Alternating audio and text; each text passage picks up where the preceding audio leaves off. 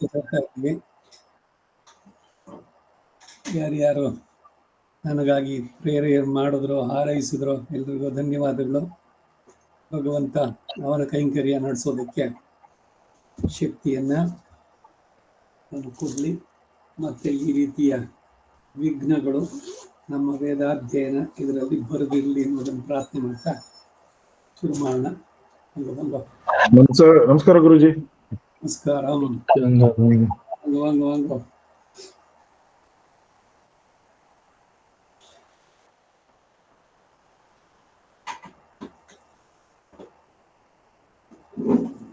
ದೀರ್ಘಾಯುಷ್ಮಾನ್ ಭವ.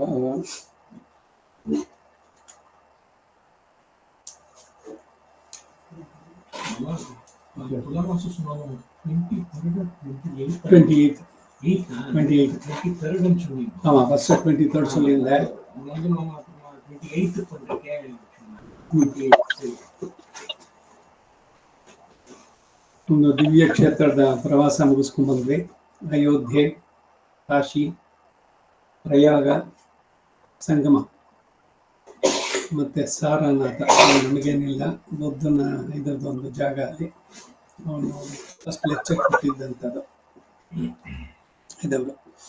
ಇವತ್ತಿನ ಪಂಚಾಂಗ ಶ್ರೀ ವಿಶ್ವಾವಸು ನಾಮ ಸಂವತ್ಸರ, ದಕ್ಷಿಣಾಯನ, ಶರದ್ ಋತು, ಆಶ್ವಯುಜ ಮಾಸ, ಕೃಷ್ಣ ಪಕ್ಷ, ನವಮಿ, ಬುಧವಾರ, ಸೌಮ್ಯವಾಸರ, ಪುಷ್ಯ ನಕ್ಷತ್ರ, ಸಿದ್ಧಯೋಗ, ಗರಜಕರಣ.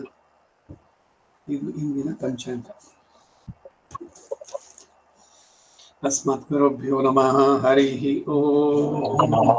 ಯಶ್ಚಂದಸಾಂ ವೃಷಭೋ ವಿಶ್ವರೂಪಃ ಛಂದೋಭ್ಯೋದ್ಯಮೃತಾತ್ ಸಂಭವೂವಃ ಸಮೇಂದ್ರೋ ಮೇಧಯಾ ಶೃಣೋತು ಅಮೃತಸ್ಯ ದೇವಧಾರಣೋ ಭೂಯಾಸಂ ಶರೀರಂ ಮೇ ವಿಚರ್ಷಣಂ ಜಿಹ್ವಾ ಮೇ ಮಧುಮತ್ತಮಾ ಕರ್ಣಾಭ್ಯಾಂ ಭೂರಿ ವಿಷ್ಣುವಂ ಬ್ರಹ್ಮಣಃ ಕೋಶೋಸಿ ಮೇಧಯಾ ವೀರ ಶ್ರುತಂ ಮೇ ಗೋಪಾಯ.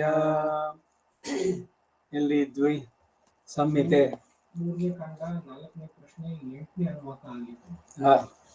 3ನೇ ಕಾಂಡ 4ನೇ ಪ್ರಶ್ನೆ 6 ಆಗಿತ್ತು. 7ನೇ ಅನುವಾಕದಿಂದ 8 ಹೇಳಿತ್ತು. ಈಗ ಅದನ್ನೇ ಒಂದ್ಸಲಿ ರಿಪೀಟ್ ಮಾಡೋಣ, ಆಮೇಲೆ ಮುಂದಕ್ಕೆ ಹೋಗೋಣ. ಇದೊಂದು 3 ದಿವಸ, ಆಮೇಲೆ ಫ್ರೆಶ್ ಆಗಿ ಫಸ್ಟಿಂದ ಇದು ಬರೋಕ್ಕೆ. ಅಂದ್ರೆ 3ನೇ ಕಾಂಡ 4ನೇ ಪ್ರಶ್ನೆ 7ನೇ ಅನುವಾಕ.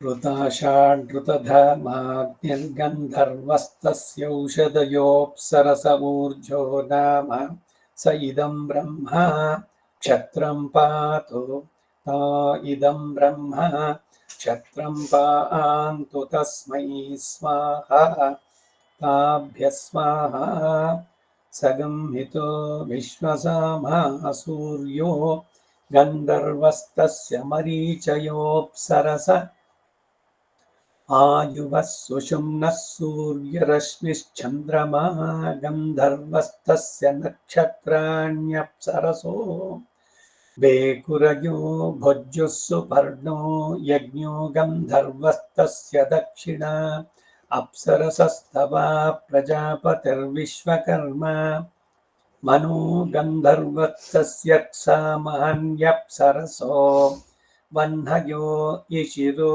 ವಿಶ್ವವ್ಯಚ ಮಾತೋ ಗಂಧರ್ವಸ್ತಸ್ಯಾಪೋಪ್ಸರಸೋ ಮುದಾ ಭುವನಸ್ಯ ಪತೆ ಯಸ್ಯ ತ ಉಪರಿಗ್ರಹ ಇಹ ಚ.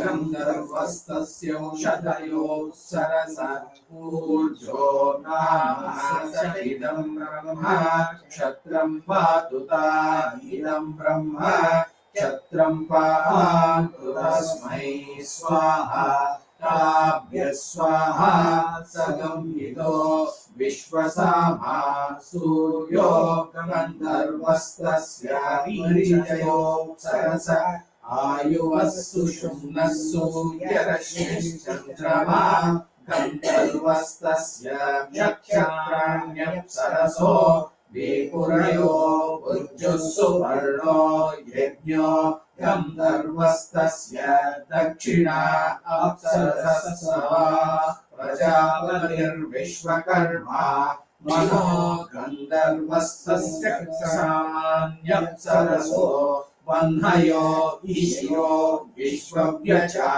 ವಾದೋ ಗಂಧರ್ವಸ್ತಸ್ಯಾಪೋಪ್ಸರಸೋ ಮೂಲಾ ಭುವನಸ್ಯ ಪತೆ ಯಸ್ಯ ತ ಉಪರಿ ಗೃಹಾದಿಗಜ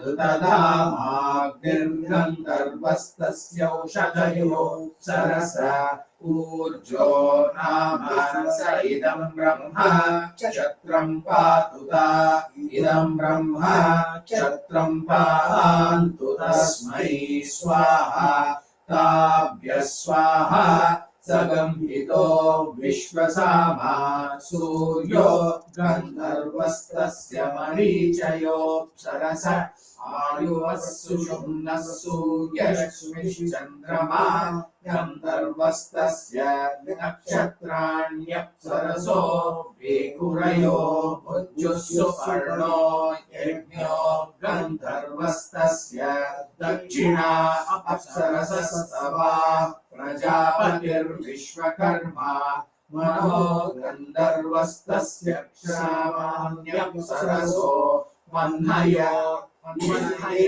ಈಶಿಯೋ ವಿಶ್ವವ್ಯಚ ವಾದೋ ಗಂಧರ್ವಸ್ತಸ್ಯಾಪೋಪ್ಸರಸೋ ಮೂಲಾ ಭುವನಸ್ಯ ಪತೆ ಯಸ್ಯ ತ ಉಪರಿ ಗೃಹಾದಿಗಜ.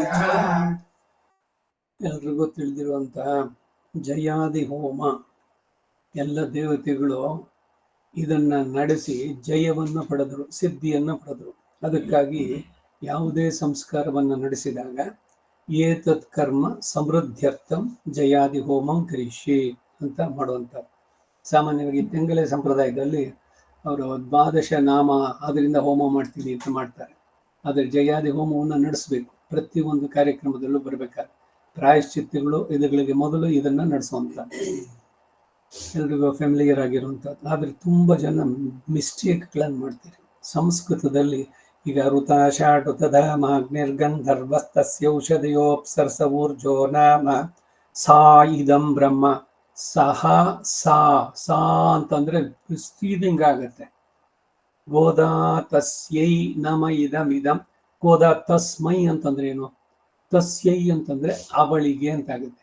ತಸ್ಮೈ ಅಂದ್ರೆ ಅವನಿಗೆ. ಗೋದಾ ಎಂಬುವ ಅವನಿಗೆ ನಮಸ್ಕಾರ ಮಾಡ್ತೀನಿ. ಸರಿಯಾಗುತ್ತೋ?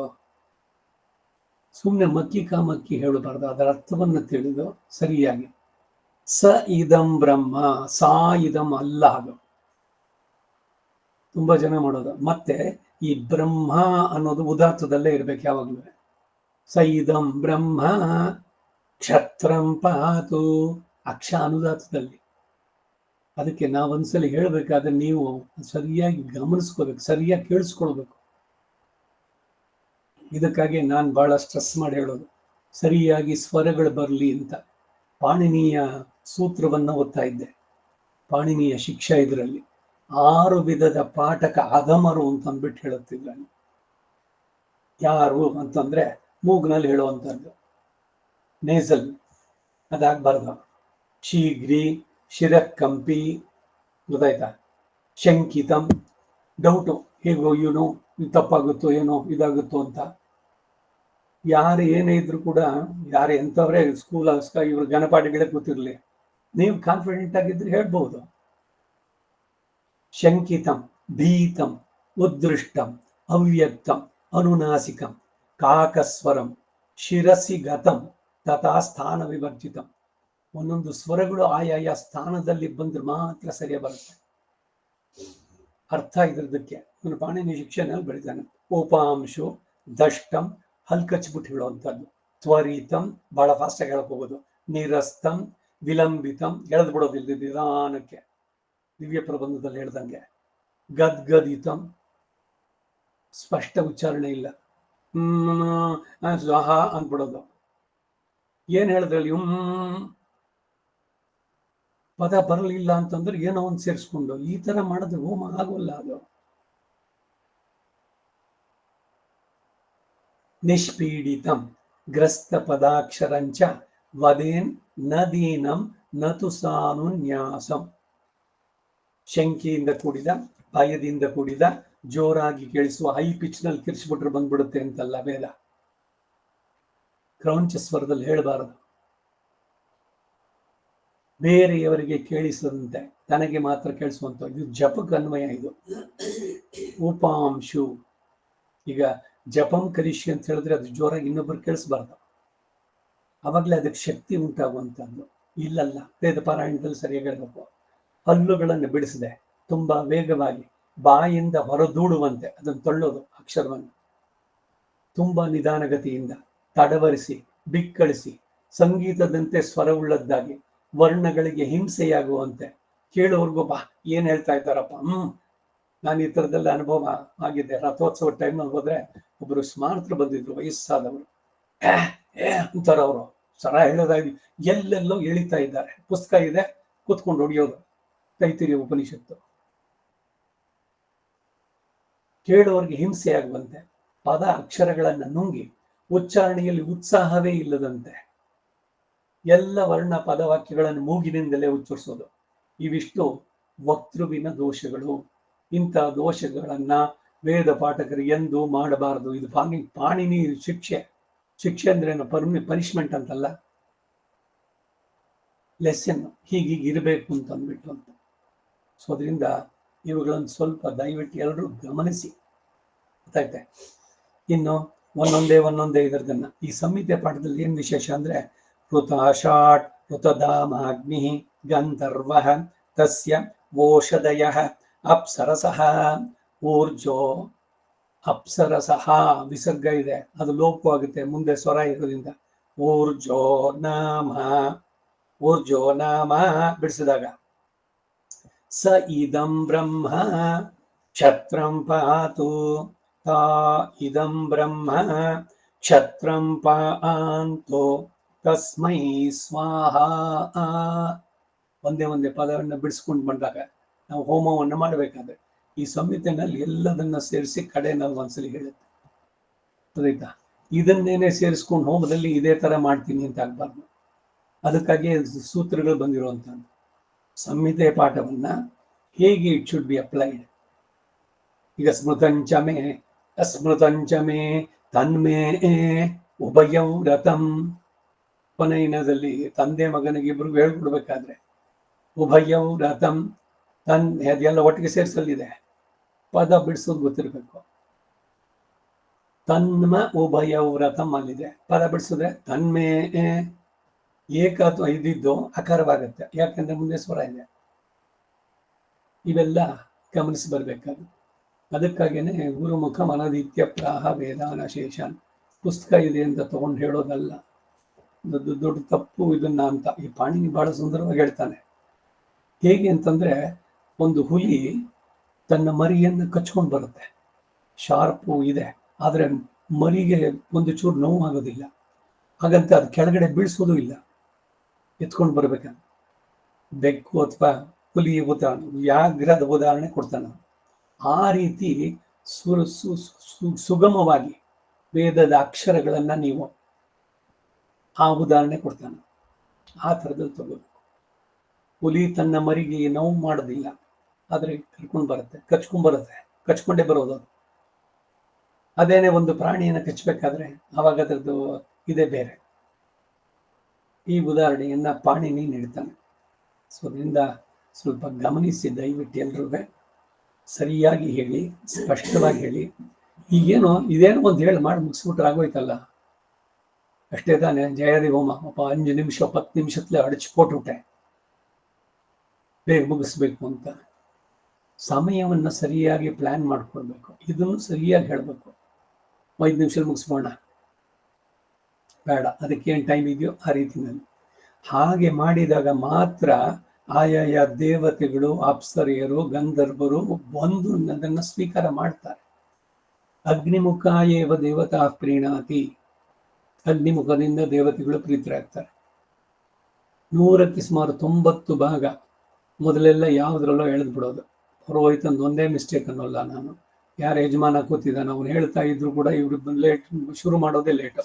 அப்புறம் இம்மா இன்னெத்துன்னு போதாராண்ண இன்னெத்து போது ஆச்சு இன் 10 நிமிஷத்துல முடிச்சுடுறேன் ஜெயாதிகமம் 72 ಅವತಿಗಳು 10 ನಿಮಿಷ ಮುಗಿಸ್ಬಿಟ್ಟವನು. ಇದಾಗಬಾರ್ದು. ಪೌರೋಹಿತ್ಯ ಎದುರು ತಗೊಂಡಾಗ ಅದಕ್ಕೆ ಲೋಪ ಆಗಬಾರ್ದು. ಅವನ ಸಂಭಾವನೆ ಕೊಡೋದು ಅದು ಇದು ಸೆಕೆಂಡರಿ. ನೀವು you will be held responsible. ಅವನು 5 ರೂಪಾಯಿ ಕೊಟ್ಟಿರಲಿ ಅಥವಾ 5,000 ಕೊಟ್ಟಿರಲಿ, ಅವನ ರೆಸ್ಪಾನ್ಸಿಬಿಲಿಟಿ ಆಗೋಗುತ್ತೆ. You will be held responsible. So ಬಹಳ ಎಚ್ಚರಿಕೆಯಿಂದ ಮಾಡೋದರಲ್ಲಿ ಯಾವ ಲೋಪವೂ ಇಲ್ಲದೆ ಸರಿಯಾಗಿ ಭಕ್ತಿಯಿಂದ ಪ್ರೀತಿಯಿಂದ ಶ್ರದ್ಧೆಯಿಂದ ಹವಿಸ್ಸುಗಳನ್ನು ನೀಡಬೇಕಾದ ಅಧ್ವರ್ಯವಾದವನಿಗೆ ಇವೆಲ್ಲ ಬಹಳ ಬಹಳ ಮುಖ್ಯವಾದದ್ದು.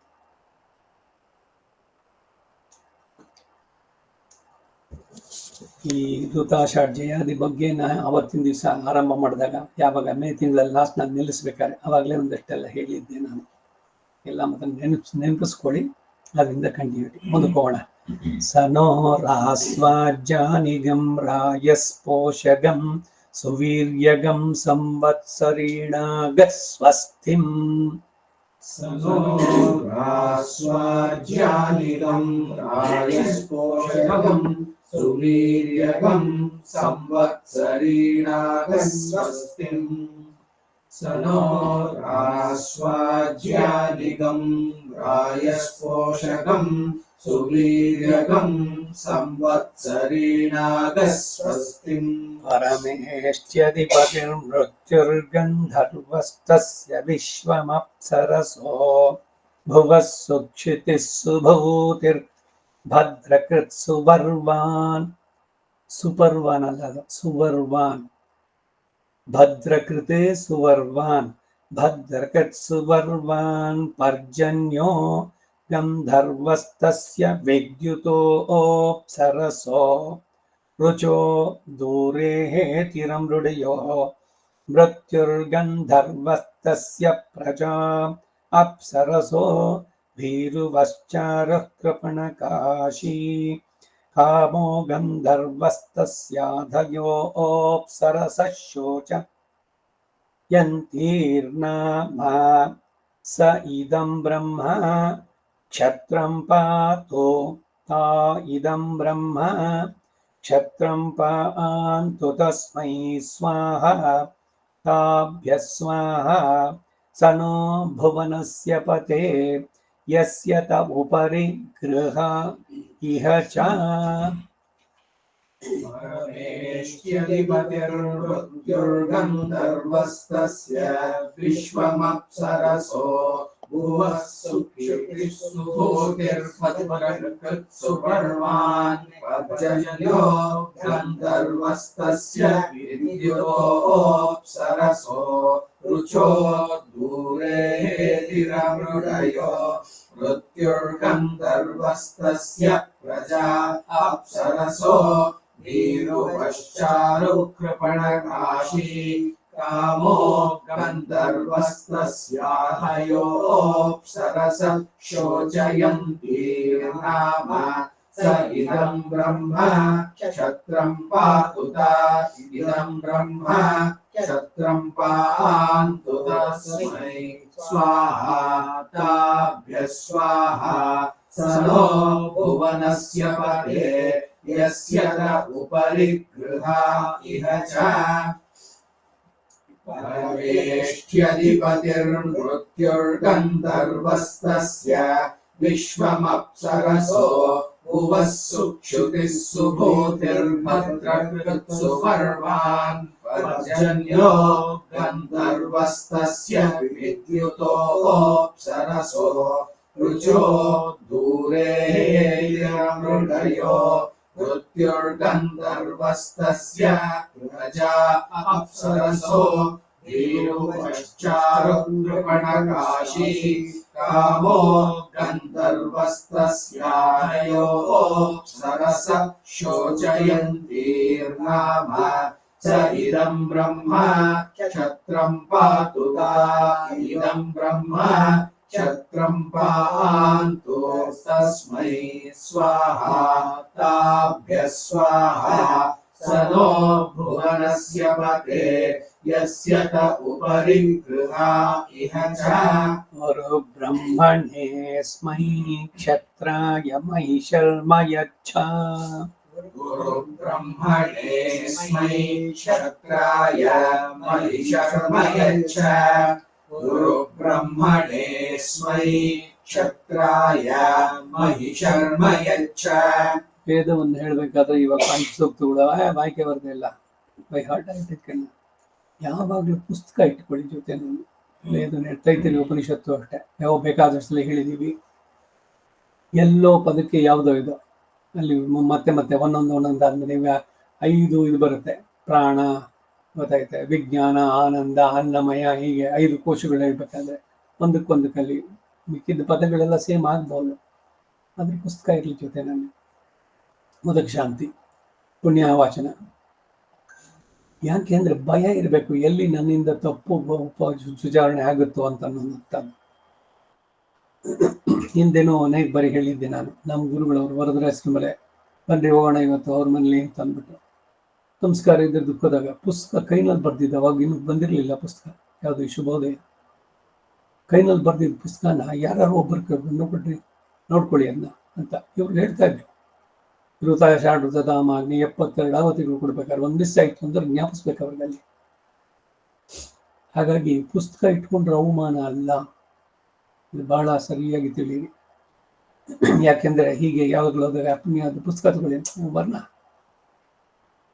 ನಾನು ಇಟ್ಕೊಂಡಿದ್ದೆ ಪುಸ್ತಕ ನನ್ನ ಜೊತೆ ಬಂದವರಿಗೆ ಪುಣ್ಯ ಬರುತ್ತೆ ಬಾಯಿಗೆ ಬರುತ್ತೆ ಸಂತೋಷ ತಪ್ಪು ಉಚ್ಚಾರಣೆ ಬೇಡ ಆ ಕ್ಷಣದಲ್ಲಿ ಅದಕ್ಕಾಗಿ ಜೊತೆನಲ್ಲಿ ಪುಸ್ತಕ ಇಟ್ಕೊಂಡು ಹೇಳಿದ್ರೆ ಏನಿಲ್ಲ ಇಲ್ಲ ಬೇರೆಯವ್ರಿಗೇನೋ ಇಂಪ್ರೆಸ್ ಮಾಡಬೇಕು ಈ ಹೇಳೋ ಗುರುವೇ ಪುಸ್ತಕ ಇಟ್ಕೊಂಡಿದ್ದಾನೆ ಅವನಿಂದ ಕಲ್ತ ಶಿಷ್ಯ ಬಾಯಿಗೆ ಬಂದ್ಬಿಟ್ಟಿದೆ ಅವನಿಗೆ ಪುಸ್ತಕ ಇಲ್ಲದೆ ಹೇಳ್ತಾ ಇದ್ದಾನೆ ಅಂತ ಈ ಅಹಂಕಾರ ಇದೆಯಲ್ಲ ಅನ್ನೋದು ಬಹಳ ಬಹಳ ಡೇಂಜರಸ್ ಅದನ್ನ ಯಾವಾಗಲೂ you should keep it on regular check ಏನು ನಾನು ಅವನಿಗಿಂತ ಕಡಿಮೆ ಏನು ಈ ಥರದ ಆಟಿಟ್ಯೂಡ್ ಭಕ್ತಿ ಶ್ರದ್ಧೆನಲ್ಲಿ ಪುಸ್ತಕ ಇಟ್ಕೊಂಡು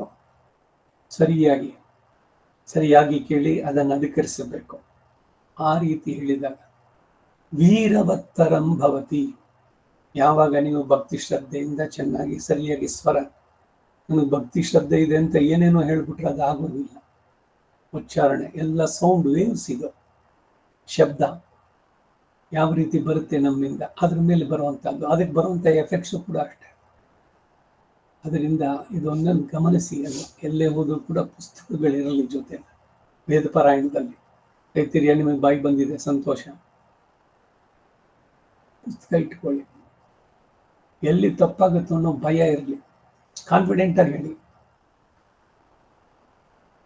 ಗೊತ್ತೈತೆ ಅವಾಗ ಹಿಂದೋ ಮುಂದೆನೋ ಇಲ್ಲ ಇನ್ಯಾರೋ ತಪ್ಪು ಮಾಡಿದ್ರೆ ಇದು ಹೇಳಿದ್ರಲ್ಲ ಅದು ಹೇಳಿದ್ರಲ್ಲ ಸಂದೇಹವೇ ಇಲ್ಲ ಇದು ಹೀಗೇನೇನು ಅಲ್ಲಿ ಹೀಗೂ ಆಗ್ಬೋದು ಹಾಗೂ ಆಗ್ಬೋದು ಅನ್ನೋದಕ್ಕಿಲ್ಲ ಅವಕಾಶ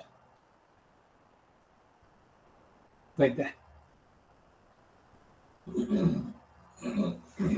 ರಾಷ್ಟ್ರಕಾಮಾಯ ಹೋತವ್ಯ ರಾಷ್ಟ್ರಂ ವೈರಾಷ್ಟ್ರವೃತೋ ಇದೊಂದಾಗ್ಲಿಲ್ಲ ಅಳಿಗು ಮನೋ ಮೃಡಯ ಷಟ್ಚತ್ವಾರಿಗಂ ಷಚ್ಚ ಮನೋ ಮೃಡಯ ಷಟ್ಚತ್ವಾರಿಗಂ ಷಚ್ಚ ಮನೋ ಮೃಡಯ ಷಟ್ಚತ್ವಾರಿಗಂ ಷಚ್ಚ ರಾಷ್ಟ್ರಕಾಮಾಯ ಹೋತವ್ಯ ರಾಷ್ಟ್ರಂ ವೈರಾಷ್ಟ್ರವೃತೋ ರಾಷ್ಟ್ರೇಣೈವಾಸ್ಮೈ ರಾಷ್ಟ್ರಮವರುಂದೇ ರಾಷ್ಟ್ರಮೇವ ಭವತ್ಯಾತ್ಮನೇ ಹೋತವ್ಯ ರಾಷ್ಟ್ರಂ ವೈ ರಾಷ್ಟ್ರಭೃತೋ ರಾಷ್ಟ್ರಂ ಪ್ರಜಾ ರಾಷ್ಟ್ರಂ ಪಶವೋ ರಾಷ್ಟ್ರಂ ಯಚ್ಛೇಷ್ಟೋ ಭವತಿ ರಾಷ್ಟ್ರೇಣೈವ ರಾಷ್ಟ್ರಮವರುಂಧೆ ವಸಿಷ್ಠ ಸಮಾನಾನಾಂ ಭವತಿ ಅಷ್ಟೇ ಹೇಳಿ ರಾಷ್ಟ್ರಕಾಮಾಯ ಹೋತವ್ಯ ರಾಷ್ಟ್ರಂ ವೈ ರಾಷ್ಟ್ರಭೃತೋ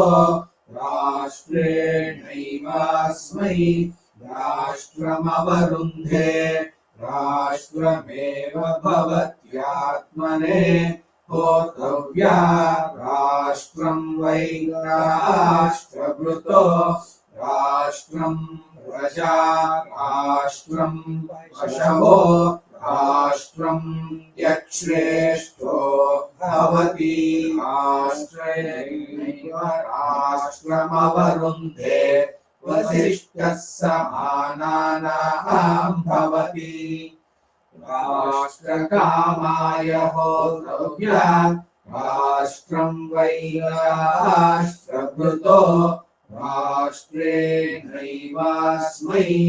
राष्ट्रमवरुन्धे राष्ट्रमेव भवत्यात्मने होतव्या राष्ट्रं वै राष्ट्रभृतो राष्ट्रं प्रजा राष्ट्रं पशवो राष्ट्रं यच्छ्रेष्ठो भवति राष्ट्रेणैव राष्ट्रमवरुन्धे वसिष्ठः समानानां भवति ವಸಿಷ್ಠರು ಬ್ರಹ್ಮ ಋಷಿ ಎಲ್ಲವನ್ನು ಚೆನ್ನಾಗಿ ತಿಳಿದವರು.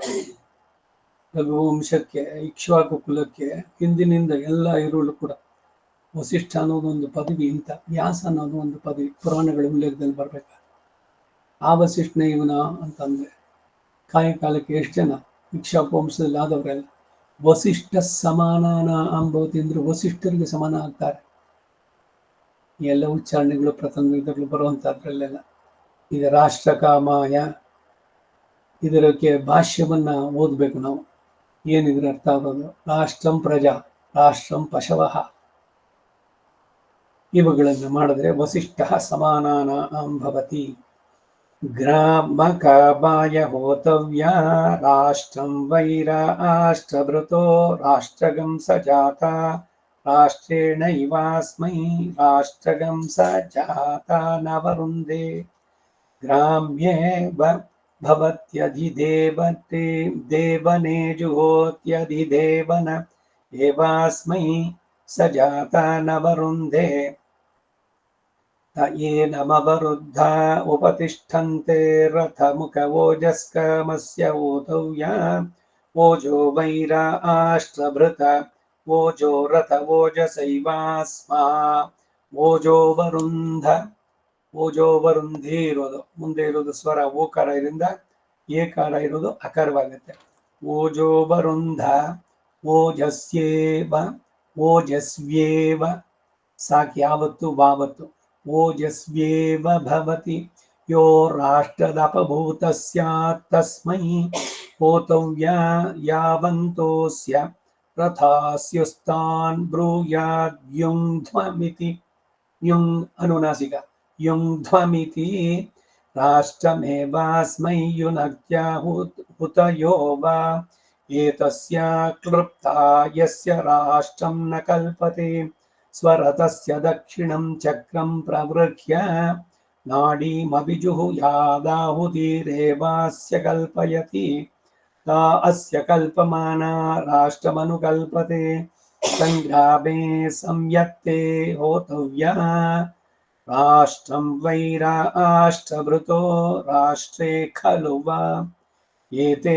ವ್ಯಾಯಚ್ಛಂತೆ ಯೇ ಸಂಗ್ರಾಮಗಂ ಸಂಯಂತಿ ಯಸ್ಯ ಪೂರ್ವಸ್ಯ ಜುಹ್ವತಿ ಸ ಏವ ಭವತಿ ಜಯತಿ ತಗಂ ಸಂಗ್ರಾಮಂ ಮಾ ಆಂಧುಕ ಇದ್ಮೋ ಭವತ್ಯಂಗಾರ ಏವ प्रतिवेष्टमान अमित्राणामस्य सेनां प्रतिवेष्टयन्ति य उन्माद्येतस्मै होतव्या गन्धर्वाप्सरसो वा एतमुन्मादयन्ति य उन्माद्यते खलु वै गन्धर्वाप्सरसो यद्राष्ट्रवृतस्तस्मै स्वाहा ताभ्यः स्वाहेति जुहोति तेनैवैनाञ्छमयति नय्यग्रोध औदुम्बर आश्वत्थप्लाक्ष इति ध्मो भवत्येते वै गन्धर्वाप्सरसां गृहास्व एवैनाना यतने शमयत्यभिचरता प्रतिलोमगं होतव्या प्राणानेवास्य प्रतीच प्रतियौति तं ततो येन केन च स्तृणुते स्वगृत इरिणे जुहोति प्रदरे वै तद्वा अस्यै निर्रतिगृहीत एवैनं निर्रत्य निररुत्य पद बिडिसಬೇಡಿ निर्रत्य अर्धाक्षर निर्रत्याग्राहयति यद्वाचः क्रूरम् तेन वषट्करोति वाच एवैनं क्रूरेण प्रवृच्छति राजगार्तिमार्च्छति यस्य कामयेतान्नाद्य मादधीयेति तस्य सभायाम् उत्तानो निपद्य भुवनस्य पत इति तृणानि सङ्गृह्णीयात् प्रजापतिर्वै भुवनस्य पतिः प्रजापतिनैवास्यान्नाद्यमादत्त इदमहममुष्यामुष्यायणस्यान्नाद्यगम् हरामीत्याहान्नाद्यमेवास्य हरति षड्भिर्हरति षड्वारुतम प्रजापतिनैवास्यान्नाद्यमादायर्तवोऽस्म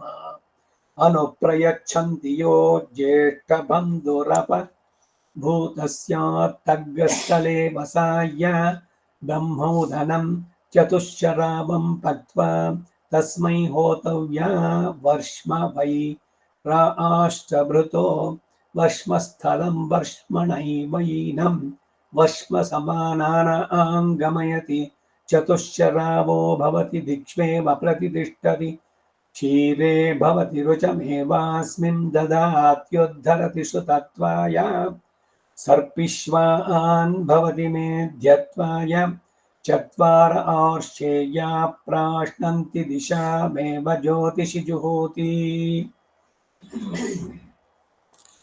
ग्रामकामाय होतव्या राष्ट्रं वै राष्ट्रभृतो राष्ट्रगं स जाता राष्ट्रेणैवास्मै राष्ट्रगं स जाता नवरुन्धे ग्राम्येव भवत्यधिदेवने जुहोत्यधिदेवन एवास्मै स जाता नवरुन्धे तयेनमवरुद्धा उपतिष्ठन्ते रथमुख ओजस्रामस्य होतव्या ओजो वै राष्ट्रभृत ओजो रथ ओजसैमास्मा ओजो वरुन्ध ओजस्येव भवति यो राष्ट्रादवभूतस्यात् तस्मै होतव्या यावन्तोऽस्य रथास्युष्मान् ब्रूयाद्युन्त्वमिति राष्ट्रमेवास्मै युमत्याहुतयो वा एतस्याख्युक्ता यस्य राष्ट्रं न कल्पते स्वरथस्य दक्षिणं चक्रं प्रवृह्य नाडीमभिजुहुयादाहुतिरेवास्य कल्पयति ता अस्य कल्पमाना राष्ट्रमनुकल्पते संग्रामे संयत्ते होतव्या राष्ट्रं वै राष्ट्रभृतो राष्ट्रे खलु वा एते व्यायच्छन्ते ये संग्रामकं संयन्ति यस्य पूर्वस्य जुह्वति स एव भवति जयति तगं संग्रामं मान्धुक इद्धो भवत्यङ्गारा एव प्रतिवेष्टमाना अमित्राणामस्य सेनां प्रतिवेष्टयन्ति य उन्माद्ये तस्मै होतव्या गन्धर्वाप्सरसो वा एतमुन्मादयन्ति य उन्माद्यत्ये खलु वै गन्धर्वाप्सरसो यद्राष्ट्रभृतस्तस्मै स्वाहा ताभ्यः स्वाहेति जुहोति तेनैवैनाञ्छमयति नय्यक्रोध औदुम्बर आश्वत्थप्लाक्ष इतीत्मो भवत्येते वै गन्धर्वाप्सरसाम् गृहास्वयेवैनानायतने ये वैना एवैनानायतने शमयत्यभिचरता प्रतिनो मगम् होतव्या प्राणानेवास्य प्रति च प्रतियोगी तं ततो येन केन च स्मृते स्वकृतैरिणे जुहोति प्रधरे वै तद्वा अस्यै निर्वृतिगृहीतम् निर्वृतिगृहीत एवैनम् निर्वृत्याग्राहयति यद्वाचक्रूरम् तेन वषट्करोति वाच एवैनम् क्रूरेण प्रवृच्छति आजगातिमार्च्छति यस्य कामयेतान्नाद्यमादीयेति तस्य सभायामुत्थानो निपद्य भुवनस्य हतरिति तृणानि संगृह्णीयानि प्रजापतिर्वै भुवनस्य पतिः प्रजापतिर्नैवास्यान्नाद्यमादग्धम् इदमहममुष्या पुष्यायणस्यान्नाद्यवम् हरामीत्यान्नाद्यमेवास्य हरति षड्भिर्हरति षड्वा ऋतवः प्रजापतिर्नैवास्यान्नाद्यमादायर्तवोऽस्मा अनुप्रयच्छन्ति यो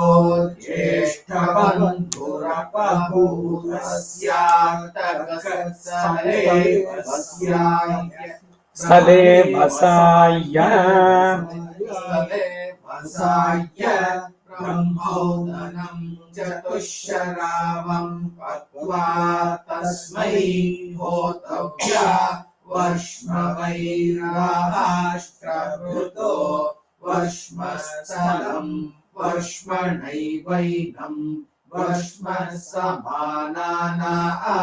गमयति चतुश्शरावो भवति भीष्मेव प्रतिष्ठति क्षीरे भवति रुचमेवास्मिन् दधात्युद्धरति श्रुतत्वाय सर्विश्वान् भवति मेध्यत्वाय चत्वार आश्रेया प्राश्नन्ति दिशामेव ज्योतिषि जुहोति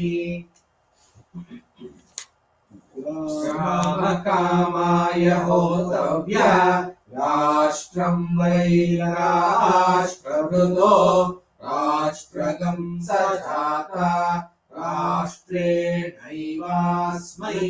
राष्ट्रगं सजाता नवरुन्धे ग्राम्येव भवत्यधिदेवने जुहोत्यधिदेवन एवास्मै सजाता नवरुन्धे तये नमवरुद्धा उपतिष्ठन्ते रथमुखवोजस्कामस्य होतव्या ओजो वै राष्ट्रभृत ओजो रथोजस्मा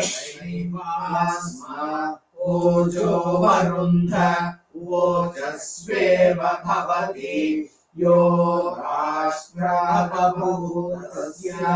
तस्मै होतव्या यावन्तोऽस्य रथास्युष्ठान्यूयाद्युञ्ज्वमिति राष्ट्रमेवास्मै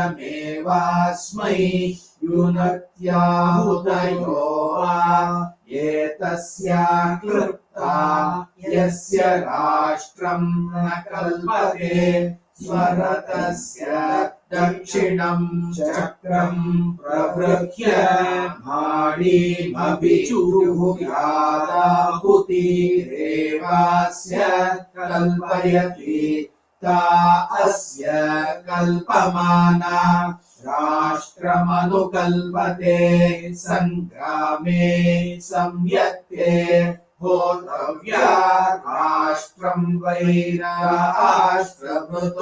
राष्ट्रे खलु वा एते व्यायच्छन्ते ये संग्रामगं संयन्ति यस्य पूर्वस्य चुक्वति स एव भवति जयति तगं संग्रामं मान्धुक इद्मो भवत्यङ्कारा एव प्रतिवेष्टमाना अमित्राणामस्य सेनां प्रतिवेष्टयन्ति य उन्माद्ये तस्मै होतव्या गन्धर्वाप्सरसो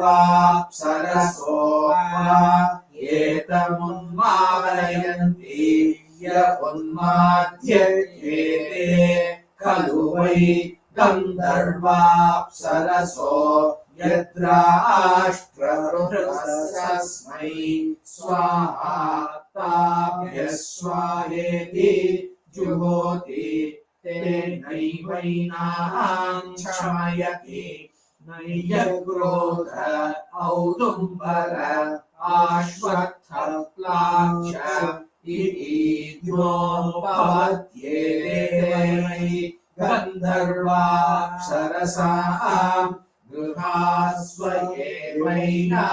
गृहास्वयेवैनायतने शमयत्यभिचरता प्रतिलोमगं होतव्या प्राणान्नेवास्य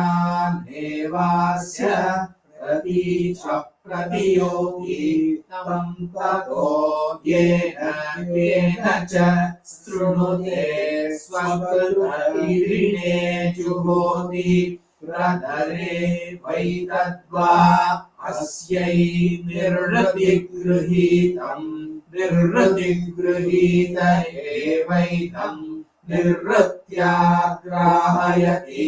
यद्वाचः क्रूरं तेन वशत्करोति वाच एवैनं क्रूरेण प्रवृष्यति राजगातिमार्चति यस्य कामयेतान्नाद्यमादधीयेति तस्य सभायामुत्थानो निपत्य भुवनस्य पद इति तृणाति संगृह्णीयात् प्रजापतिर्वै भुवनस्य पतिः प्रजापतिर्नैवास्यान्नाद्यमाददत इदमहममुष्यायणस्यान्नाद्यगम् हरामीत्यान्नाद्यमेवास्य हरति षड्भिर्हरति षड्वा ऋतवः प्रजापतिनैवास्यान्नाद्यमादायतमोऽस्मा अनुप्रयच्छन्ति यो ज्येष्ठबन्धुरवभूतस्यातर्कः सदैव सायं ब्रह्मौधनं चतुष्शरावं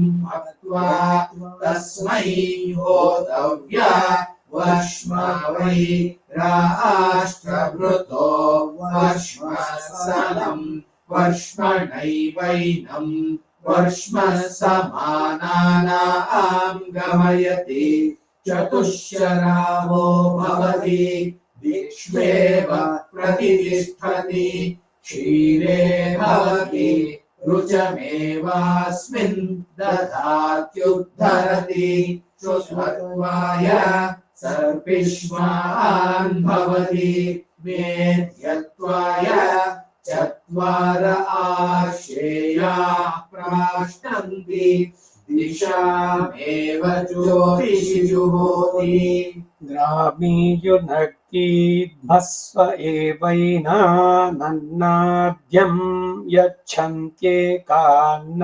पञ्चाशच्च ग्रामीयुनक्तीध्वस्वयेवैनानन्नाद्यं यच्छन्त्येकान्नपञ्चाशच्च ग्रामीयुनक्तीध्वस्वयेवैनानन्नाद्यं यच्छन्त्येकान्नपञ्चाशच्च देविका निर्वपेत् देविका निर्वपेत् देविका निर्वपेत् ಇದಾದ್ಮೇಲೆ ಒಂದು 5 ನಿಮಿಷ ಬಹಳ ಮುಖ್ಯವಾದಂತ ಸಂದೇಶ ಕೊಡ್ತಾ ಇದ್ದೀನಿ.